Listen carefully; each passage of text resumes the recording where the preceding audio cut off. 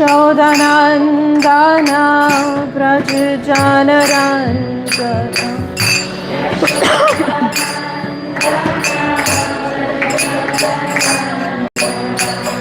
Yashodanandana Vrajjanaranjana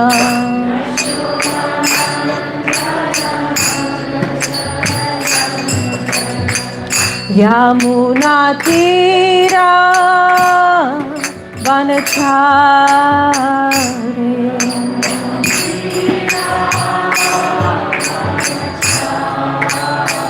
Yamunatira Vanachari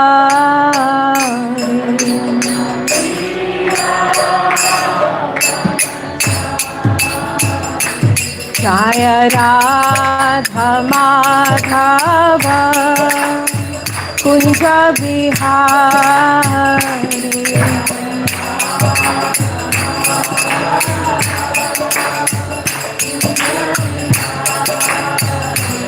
Jaya Radha Madhava Kunja Bihari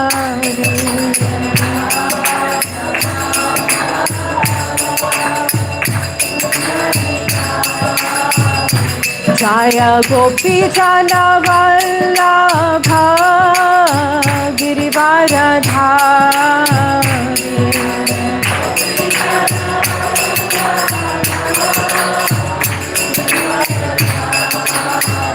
Jaya Gopi Jana Vallabha Girivaradhari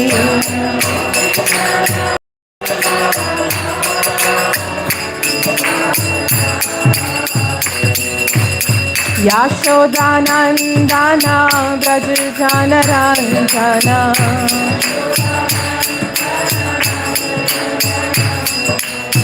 Yashodanandana Vrajjanaranjana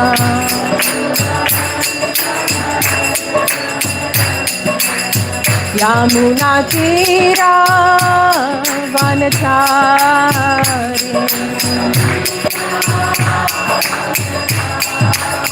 Yamunatira Vanachari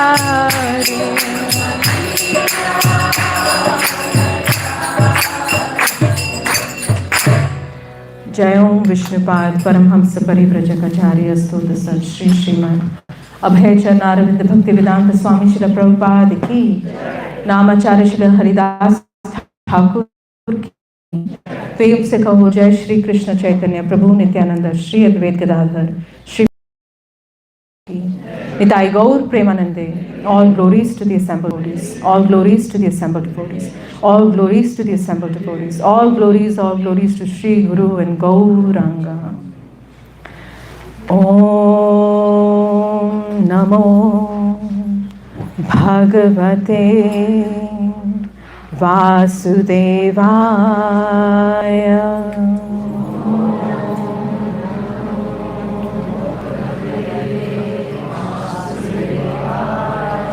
Om Namo Bhagavate Vasudevaya.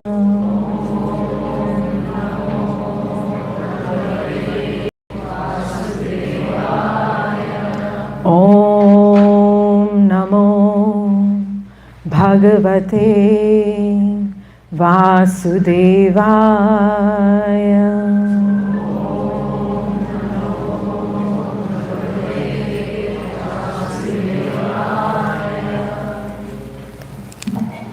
Hare Krishna. Thank you so much for joining us on Sunday afternoon, and that also on a Father's Day, right? So many wonderful obligations we have to be with. Did I lose the microphone? Okay. To be with our fathers, and I just thought we can maybe look at Father's Day from the perspective of our scriptures. So Father's Day is significant in all of our lives, because Father is someone that gives birth, right? When I say gives birth, does not physically bear the pain of labor, that's the mother. But the seed comes from the Father. In fact, the Vedic scriptures, they describe that the soul actually takes shelter of the food grains, which is then consumed by the Father, and then is injected into the mother's womb, and where the child is raised. So today I thought we'll read a beautiful verse from Srimad Bhagavatam. Usually we read Bhagavad Gita, but we're going to read from the 5th canto, 5th chapter, 18th verse. Maybe you all can pull it up on your phones, and maybe I can try to just put it up here.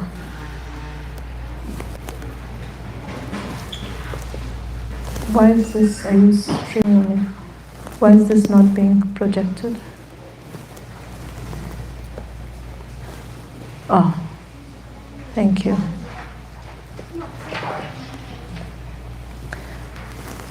So this is a beautiful verse.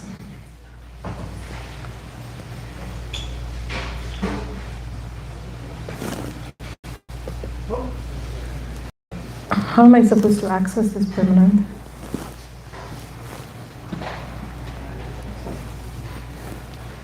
I need to be able to scroll it. Okay.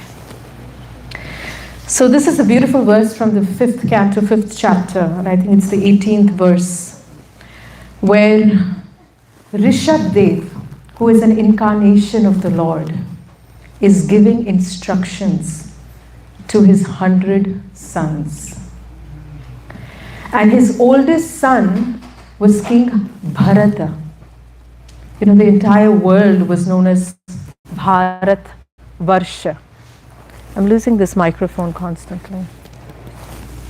So Bharata, Bharat Varsh, was the name of Bharat Varsh came from King Bharata. He was the oldest son of Rishabh Dev. So let's try to recite this verse. Gurur na sasyat, swajano na sasyat.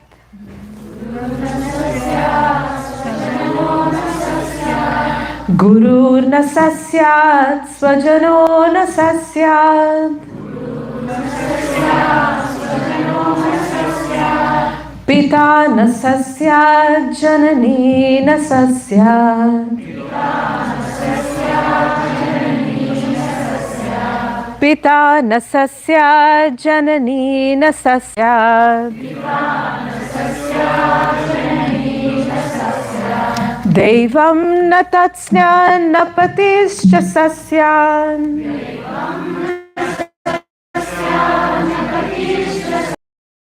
Namo chayeyat samaputya mityum. Namo chayedyat samupeta mrityum. Guru na sasyat, swajano na sasyat. Pita na sasyat, janani na sasyat. Devam na tatsyan na patischa sasyan.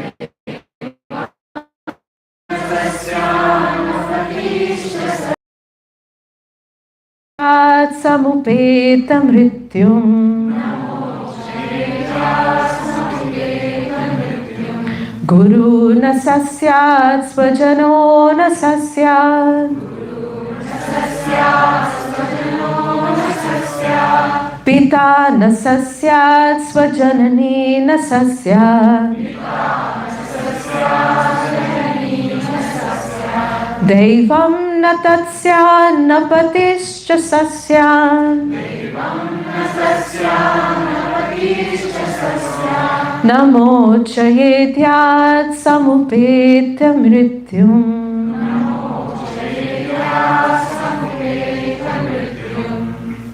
Please recite. Guru nasasya swajano nasasya. Guru nasasyat swajano nasasyat. Pita nasasya janani nasasya. Pita nasasya janani nasasyat. Devam nasasya padishta sasya. Nasasyat janani nasasyat. Namucchedyatya samude muktyam. Muchahityat samupeta mrityum. Vaishnavis. Guru nasasyat swajano nasasyat. Guru nasasyat swajano nasasyat. Pita nasasyat janani nasasyat. Pita nasasyat janani nasasyat. Daivam natasyan padishta sasyan. Daivam nasasyat sapatishcha sasyat. Namo chayetya samupeta mrityum. Namo chayetyat samupeta mrityum. Any of the young adults would like to try? Guru nasasyat swajano nasasyat. Guru nasasyat swajano nasasyat. Pita nasasyat sajanani nasasyat.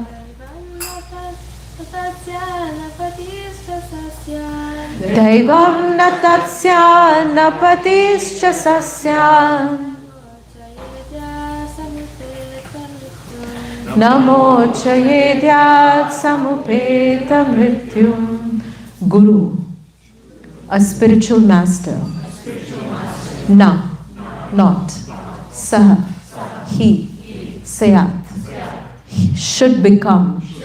Swajana, a relative. Na, not. Saha, such a person. Syad, should become. Pita, a father. Na, not. Sa, he. Syad, should become. Janani, a mother. Na, not. Sa, she. Syad, should become. Daivam, the worshipable deity. Na, not. Tat, that. Syad, should become. Na, not. Pati, a husband. Cha, also. Sa, he. Syad, should become. Na, not. Mochayat, can deliver. Ya, who. Samupeta mrityu, one who is on the path of repeated birth and death. Translation by His Divine Grace A.C. Bhaktivedanta Swami Srila Prabhupada.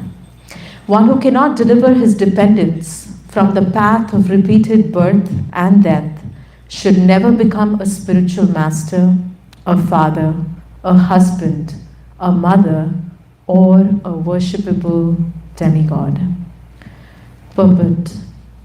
There are many spiritual masters, but Rishabdev advises that one should not become a spiritual master if he is unable to save his disciple from the path of birth and death. Unless one is a pure devotee of Krishna, he cannot save himself from the path of repeated birth and death. Tvakta deham punarjanma naiti mamiti swarjana. One can stop birth and death only by returning home, back to Godhead. However, who can go back to Godhead unless he understands the Supreme Lord in truth? Janma karma chame divyam, evam e veti tattvataha. We have many instances in the history illustrating Rishabdev's instructions. Shukracharya was rejected by Bali Maharaj due to his inability to save Bali Maharaj from the path of repeated birth and death. Sukracharya was not a pure devotee. He was more or less inclined to fruitive activity. and he objected when Bali Maharaj promised to give everything to Lord Vishnu. Actually, one is supposed to give everything to the Lord because everything belongs to the Lord. Consequently, the Supreme Lord advises in the Bhagavad Gita 9.27, Yat karoshi yad atnashi, yat grihosi dadashi yat tapayasi kaunteya, tad karushna mat arpanam. O son of Kunti, all that you do, all that you eat, all that you offer and give away, as well as all austerities that you may perform, should be done as an offering unto me. This is bhakti. Unless one is devoted, he cannot give everything to the Supreme Lord. Unless one can do so, he cannot become a spiritual master, a husband, father, or mother. Similarly, the wives of the Brahmanas who were performing sacrifices gave up their relatives just to satisfy Krishna. This is an example of a wife rejecting a husband who cannot deliver her from the impeding dangers of birth and death. Similarly, Prahlad Maharaj rejected his own father, and Bharata Maharaj rejected his mother, Janani Nasa Yasyat. The word Daivam indicates a demigod or one who accepts worship from a dependent. Ordinarily, the spiritual master, husband, father, mother, or superior relative accepts worship from an inferior relative. But here Rishabdev forbids this. First, the father, spiritual master or husband, must be able to release the dependent from the repeated birth and death. If he cannot do this, he plunges himself into the ocean of reproachment for his unlawful activities. Everyone should be very reasonable and take charge of his dependents, just as a spiritual master takes charge of his disciple or takes charge of his son. All of these responsibilities are discharged unless one can save the dependent from the repeated birth and death.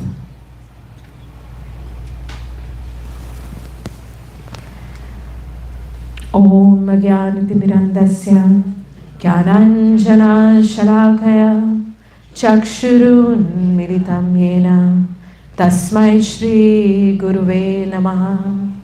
Shri Chaitanya Manobhishtam Sthapitam Yena Bhutale Swayam Rupa Kadamayam Dadati Swapadantikam Vandeham Shri Guru Shri Yuta Padakamalam Shri Guru Vaishnavamsha Shri Rupam Sagrajatam Sahagana Raghunatam Vitam Tam Sajivam Sadvaitam Savadutam Parijana Sahitam Krishna Chaitanya Devam Shri Radha Krishna Padam Sahagana Lalita Shri Vishakam Vitamsha. He Krishna Karuna Sindhu Deenabandhu Jagatpate Gopesha Gopika Kanta Radha Kanta Namostute Tapta Kanchana Gaurangi Radhe Vrindavaneshwari Vrishabhanu Sute Devi Pranamami Hari Priye.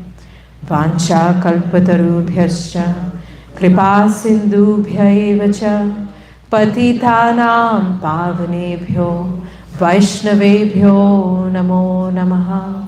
Jai Shri Krishna Chaitanya Prabhu Nityananda Shri Advaita Gadadhar Shivasadi Gaur Bhakta Vrinda Hare Krishna, Krishna Krishna, Hare Hare, Hare Rama, Rama Rama, Hare Hare. So what a beautiful verse that Rishabh Dev is speaking to. Guru na sasyad, swajano na sasyad. One should not become a guru. Sajano na sasyad. One should not become a father or pita. Pita na sasyad. Janani na sasyad. One should not become a mother. Devam na sasyad. One should not become even the worshipable deity of anyone. Patis na sasyad. One should not become a husband of anyone until and unless one is not only able to perfect his own life, but also help any of their dependents perfect their lives. And this is not an ordinary person saying this verse. This is Maharaj Rishabh Dev, who is an incarnation of the Lord. He is giving this as an instruction to his 100 sons. And his oldest son was Maharaj Bharat. That same Maharaj Bharat who renounced everything, his kingdom, and retired to the forest. And what happens in the forest? Does anybody remember? He becomes attached to a deer. And he takes birth as a deer in the next life. But the mercy of the Lord, he remembers that I was the king of the universe. I voluntarily gave up everything and retired to the forest, and slowly and gradually gave up my spiritual practice and became attached to a deer. And that is why I have a body of a deer. He remembered. And then the next birth, when he received a human form of life, he was known as Jad Bharat.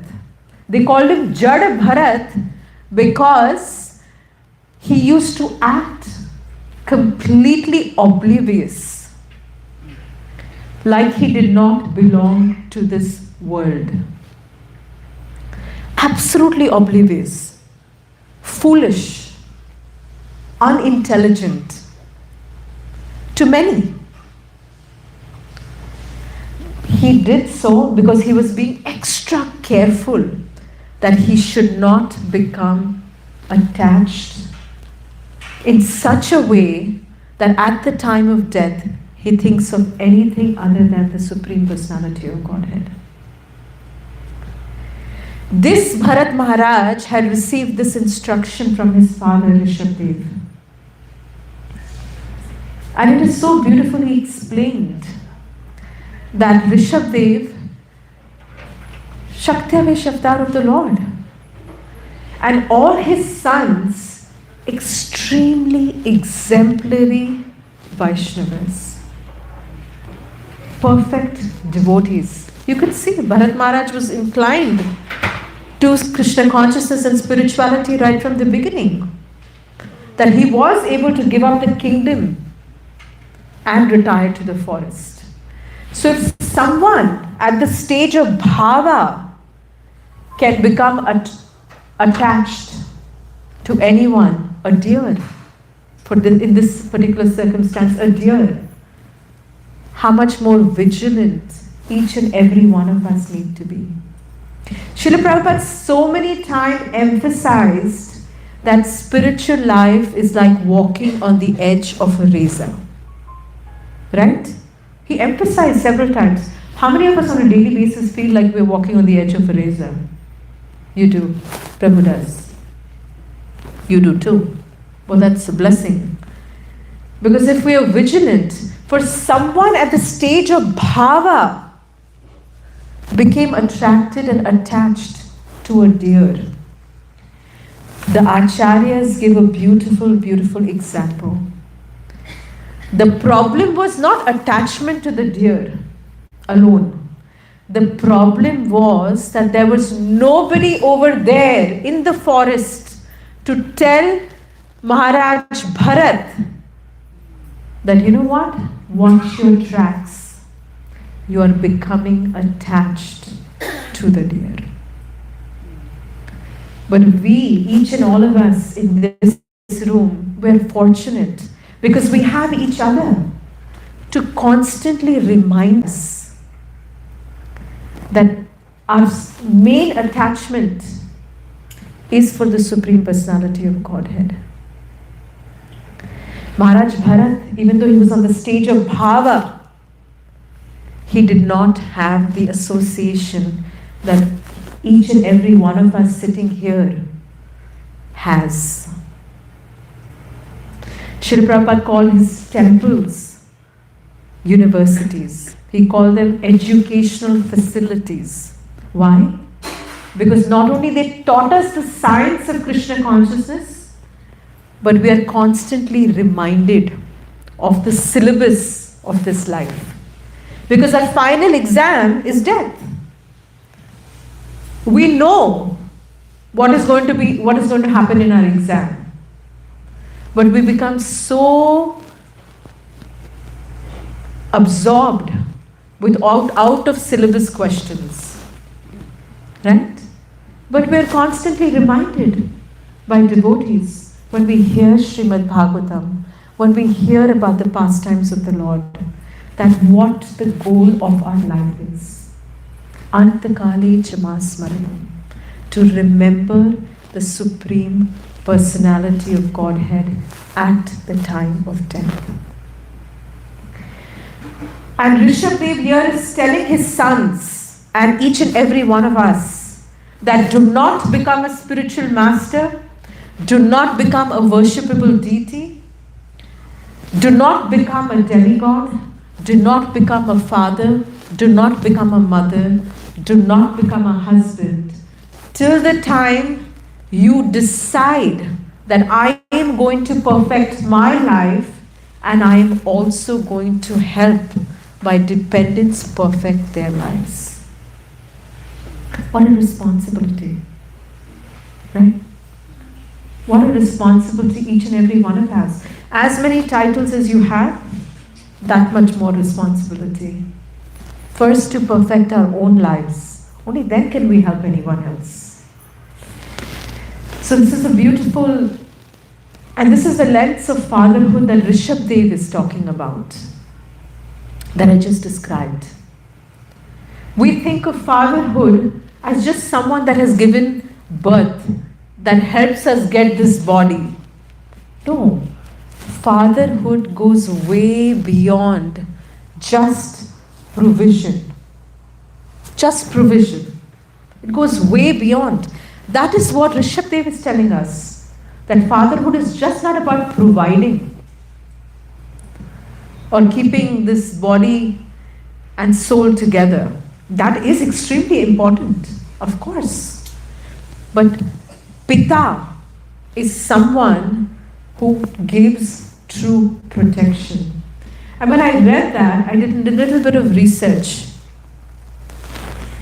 And if you look at these two words, Janaka, like we say Janani, is the female of giving birth, someone who gives birth, Janani, mother. Janaka is the father who gives birth. Yes? Only birth. But Pita comes from the root verb of pater. And the meaning of Pita is actually to protect and to nourish. Not just give birth, but to protect and to nourish. And then I said, let me look into different languages. You know? So in Sanskrit, we say pita. To protect and to nourish. Remember. In Latin, I don't even know if I'm pronouncing this correct, but it says pater. Pater? Yes. It also comes from the same root, pater. The Proto-Indo-European root of word. And the Greek, similar. Do you know how to pronounce it in Greek? Same thing, pater. Pretty sure. It comes from the same root, pa, to protect and nourish. And in each of these languages, it means father. In German, Vater means the same thing. Yes? Means the same thing. In Spanish, many of you know Spanish here. How do you say this? Padre? Padre? Padre. Means the same thing. Father. Comes from the same root. To protect and to nourish.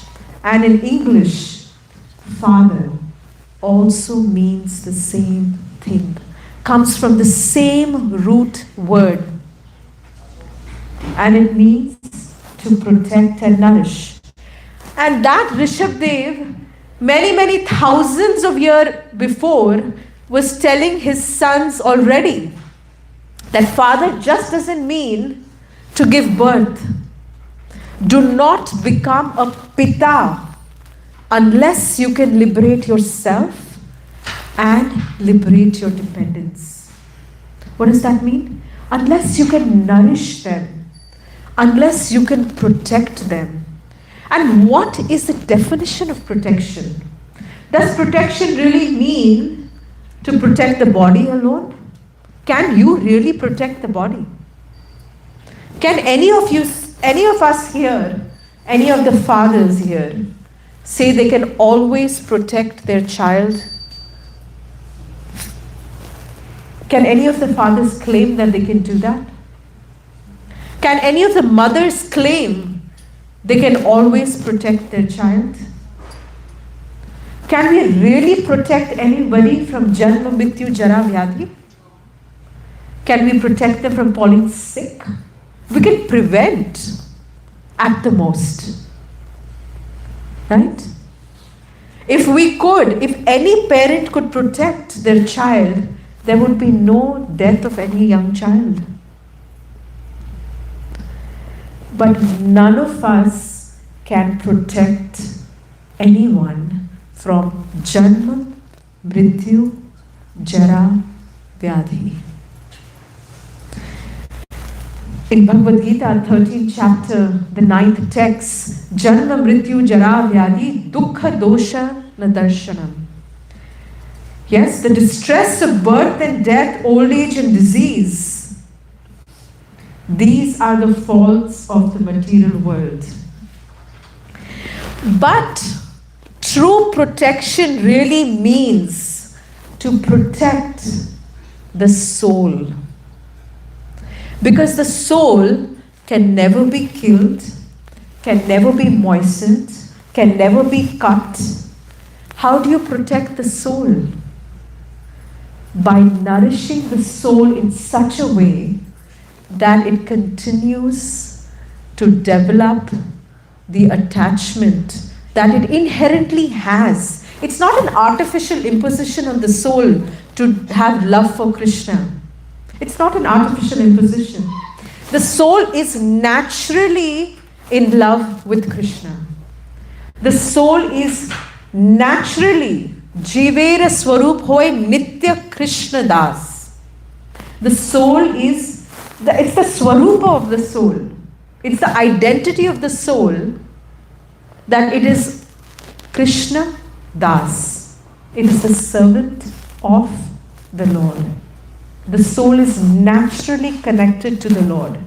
Real protection is to protect the soul from becoming bewildered by these dualities that we're talking about, by becoming bewildered by this Jurassic Park that we are in this material world, by protecting the true identity of the soul and reminding the soul constantly of its connection to Krishna and helping the soul strengthen that connection. That is true protection. Protection of the consciousness is true protection. Because none of us over here can truly say that we can protect this body for eternity. We cannot. We can take some preventive measures, but none of us can claim that we can protect. Then what is Rishabdev actually talking about when he's saying that you become a pita? You offer protection. This is the protection that he's talking about. He's talking about protecting the soul in such a way that the soul becomes attached, more and more attached. The soul becomes purified of all the anarthas and becomes more and more attached to the lotus feet of Krishna and hankers for all the devotees that talk about the lotus feet of Krishna or the pastimes of Krishna. That is true protection. Protection can be very misunderstood. Many times they say that children, Prabhupada said it so many times in the pulpit, that children should be protected, elderly should be protected, women should be protected. But what is true protection? Does it mean putting them in a cage? No. It actually means giving them ample opportunity to engage their mind and body in the service of the Lord so that their consciousness is protected. Not restricting them physically. That is not protection.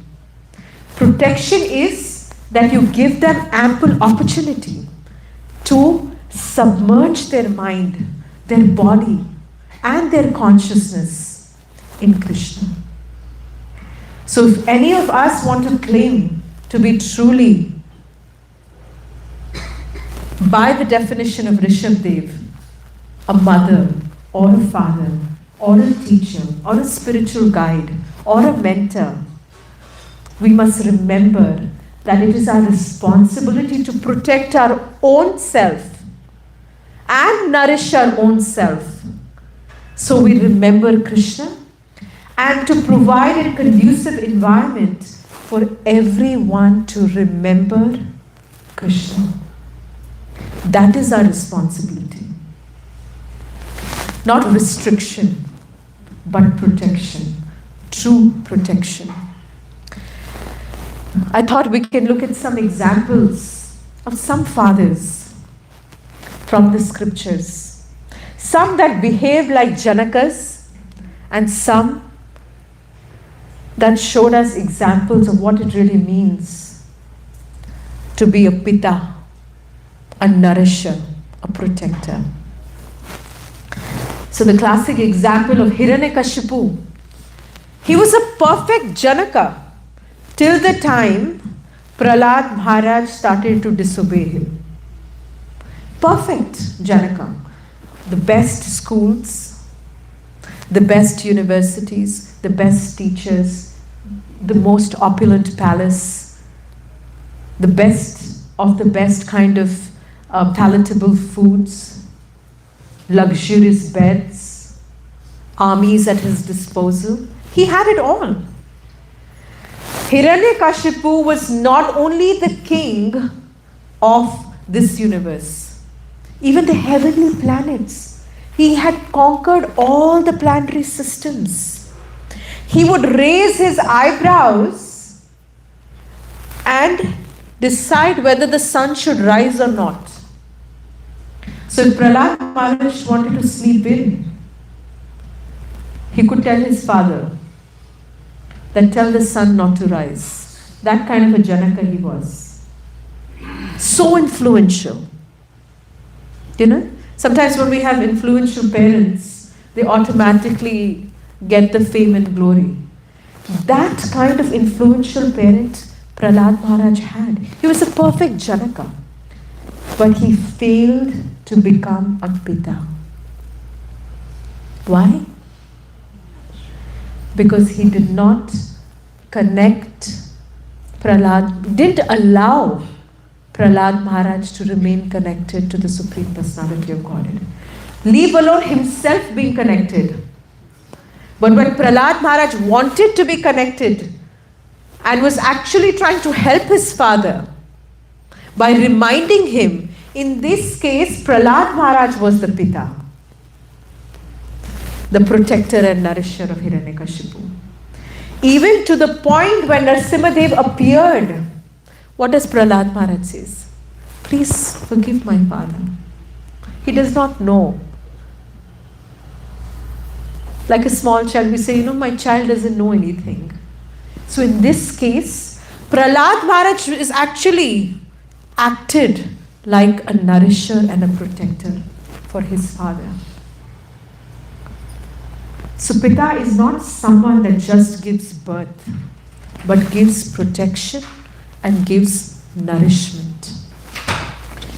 If you look at the life of Nanda Maharaj, yes, Nanda Maharaj, what can we even talk about Nanda Maharaj as a parent?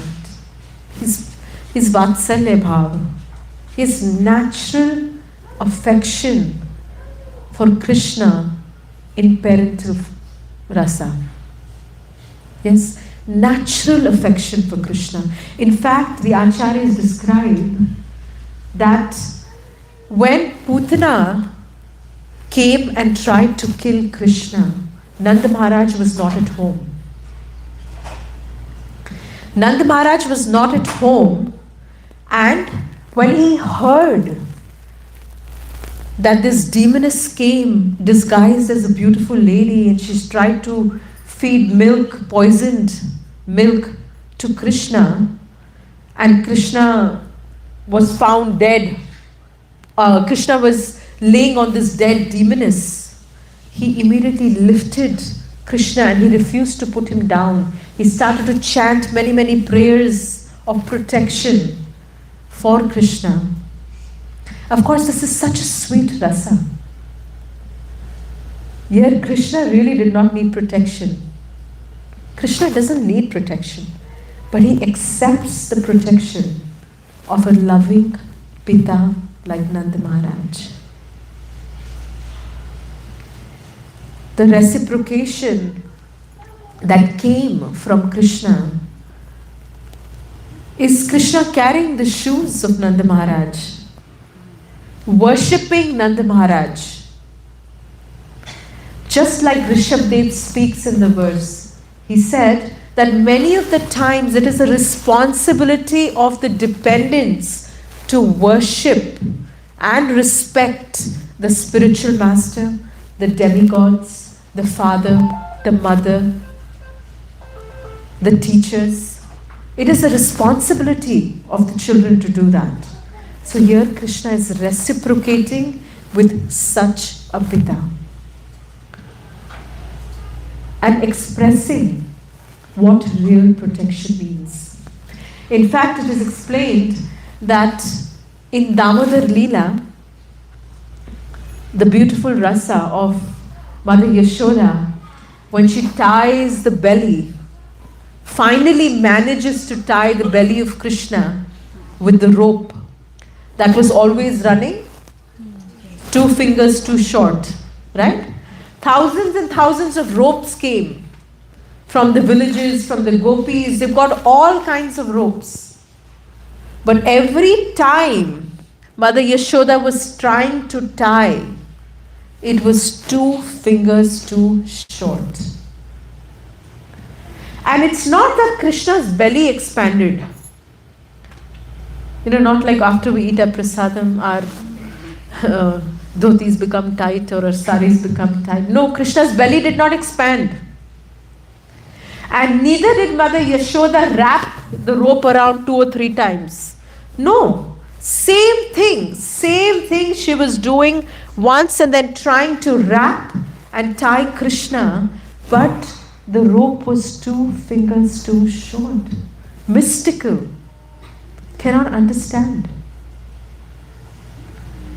Finally seeing the effort and endeavor of Mother Yashoda, and because of the desire of Krishna to be bound now, Acharya has explained that these 2 things were the missing link. The effort and the desire. When these 2 came in place, Mother Yashoda was able to tie Krishna to the wooden grinding mortar. And the Acharyas explained very beautifully that Krishna standing in the corner, Mother Yashoda says, now this ukhal, this wooden grinding mortar, was your accompaniment in this mischief. So now you stand with him, you both are punished. And he's standing there, and all the cowherd boys are watching from a distance. So as soon as Mother Yashoda becomes busy in household responsibilities, Krishna calls to his friends, come and untie me. One Gopa comes, is trying to pull, trying to open the knot. The other one comes, the third one comes, the fourth one comes. Many of his friends come and they try their best to open the knot that was tied by Mother Yashoda.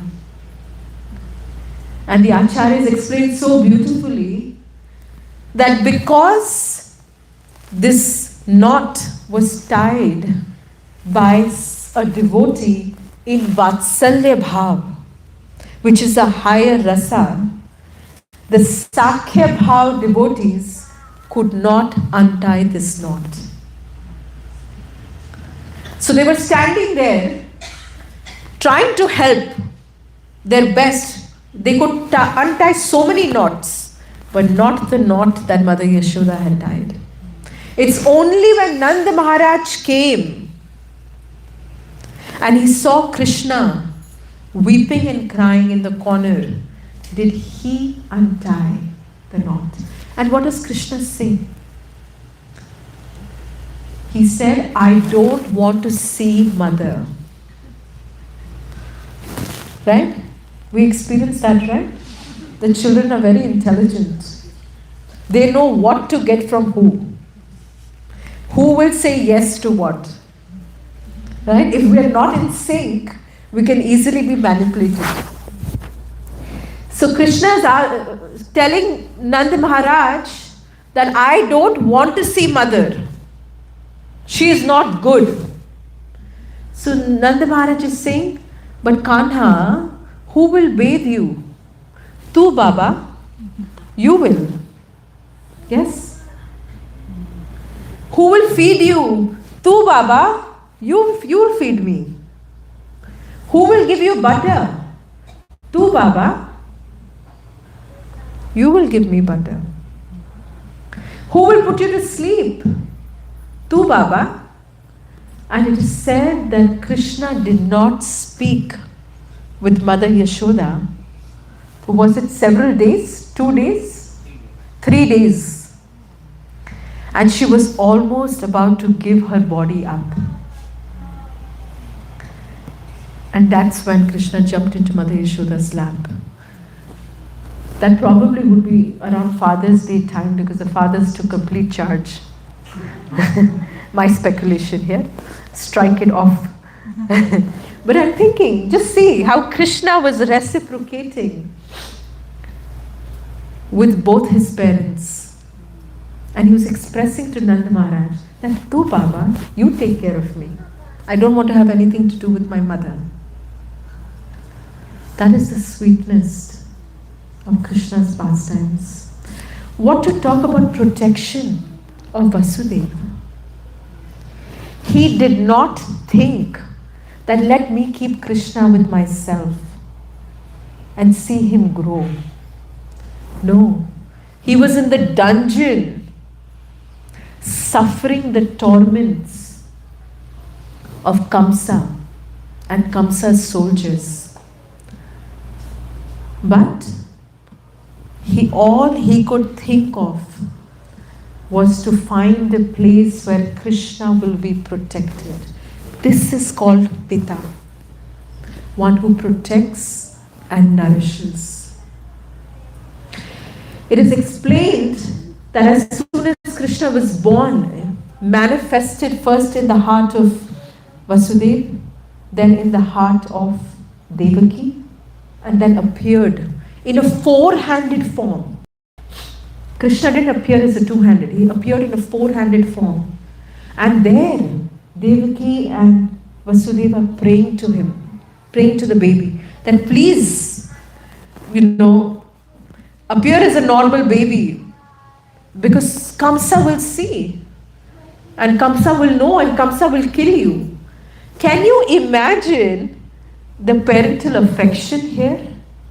Because if he's the Supreme Personality of Godhead and he's expressing his four-handed form, what is the fear of Kamsa?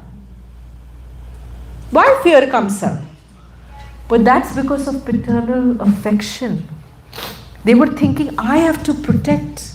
This is my baby. Even if he's four-handed, he's not Vishnu. I have to protect him. So they pray to Krishna that please appear as a simple baby, that Kamsa does not become too upbeat about your birth. Immediately at that point, the shackles break open. The doors of the prison open. And Vasudeva, just with one intention, carries Krishna across Yamuna to Nanda Maharaj's home. It is explained that Yamuna was in such ecstasy because of the birth of the Lord, and with the desire to touch the beautiful lotus feet of the Lord, she was rising and rising and rising till she was able. Now, Vasudeva is carrying Krishna on his head to protect him from the waves of the river. But the river wants to touch the lotus feet of Krishna. So she's rising and rising and rising. And Vasudeva keeps lifting Krishna higher in protection till he's unable to anymore. And the waves of Yamuna, as soon as they touch the lotus feet of the Lord, they subside. And they make room for Vasudeva to safely carry Krishna to the house of Nanda Maharaj. This is protection. He did not think of anything, whether I'll survive, he only wanted to protect.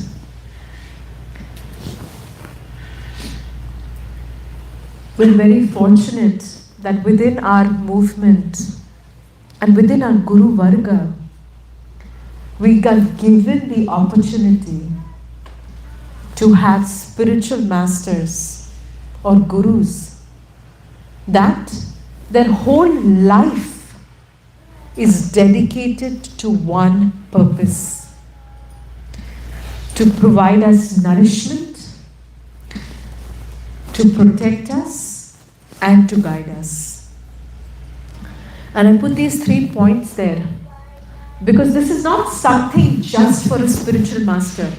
Because Rishabh Dev, in this particular verse, he's saying that is a responsibility of a father, of a mother, of a husband, of a spiritual master, of a demigod, of anybody who is worshipped.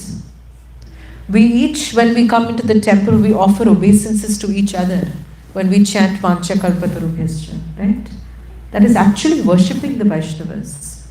So each of us have this responsibility of what? One, nourishing. Nourishing with what? Gossip? No. With Hari Katha and Prasadam.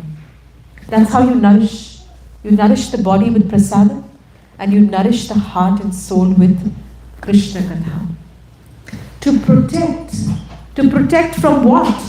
From material desires that take us away from Krishna and from offenses. To protect from offenses and from material desire, and to guide. What time is it? It's a good time, Mataji. Please continue. It's a good time. 1:30. 1:30. It's time to end, right? So almost there. Guide and to guide through the terrain of conditioning. Each and every one of us has conditionings. And if you've seen the beautiful diagram of the Bhakti Lata, how it travels, Anartha Nivritti, the different stages of Bhakti. And sometimes we, instead of just going upward, we sometimes go sidewards, sometimes we go back down. So we need somebody to guide us through this terrain of conditioning, so that this Bhakti Lata can make its way to the lotus feet of the Lord. This is the responsibility of a Pita. And who really is our original Pita? Krishna says, he doesn't use any other word. He doesn't use the word Janaka. I found it very interesting, because when I started to see the difference of the meaning of Janaka and Pita, Krishna says what? Aham bija prada Pita. Pita means protector. I am the seed-giving father of all the species. And Krishna proves how he protects us by constantly being with us as the Paramatma within our heart. He guides us. We are the ones who have turned our face on the other side. But Krishna continues to guide us, protect us. We call it sixth sense. We call it intuition. But it is the Paramatma within our hearts that guides us and protects us and nurtures us and nourishes us. Because he says, Aham bija prajapita. I am the original seed-giving father of each and every one of us here. So with that thought, I wish each and every one of you a very happy Father's Day. And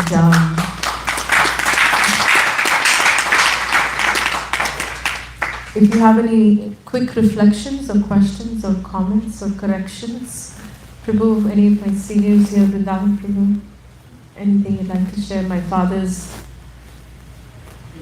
Yes, Prabhu, you have something to add? Without anugatya, as you're speaking today, we have nothing. I'm sorry, I couldn't hear. Prabhu, Without anugatya, Anugatya, yes. we have nothing. Yes. Without the association of each other, we have nothing. Yes. Superior devotion. Seek your prayers and blessings. Any reflections or questions or comments, corrections, anything you'd like to add? Hare Krishna Mataji. Hare Krishna Prabhu. It's very nice class now. Thank You you. explained very, very in deep and good. You explained. I was not knowing many things. And now I know it. Thank you. Thank you, Prabhu. Thank you. Hare Krishna. Thank you very much, Govind Priya Devi. Thank you for being the father of my children. Happy Father's Day. When you were telling about Vasudeva, I remembered when you were telling that whole Leela, how he was carrying Krishna. So in Vrindavan there is actually a ghat called Koilo Ghat. So, Koilo Ghat is when he is actually crossing the Yamuna and water rises up to his, above his nose. Then he starts screaming, Koilo, Koilo, somebody take my son, somebody Yes. take my son. Yes. So that ghat became known as Koilo Ghat. So that's actually a symbol of Vasudeva's parental affection that Koilo Ghat actually reflects. Especially on this Father's Day, we can meditate on that Koilo Ghat as a reflection of Vasudeva's love and affection for his Krishna. Thank you. Yeah, beautiful. Koilo Ghat. So I think we can stop here. Srila Prabhupada ki, Ananta Koti Vaishnava ki.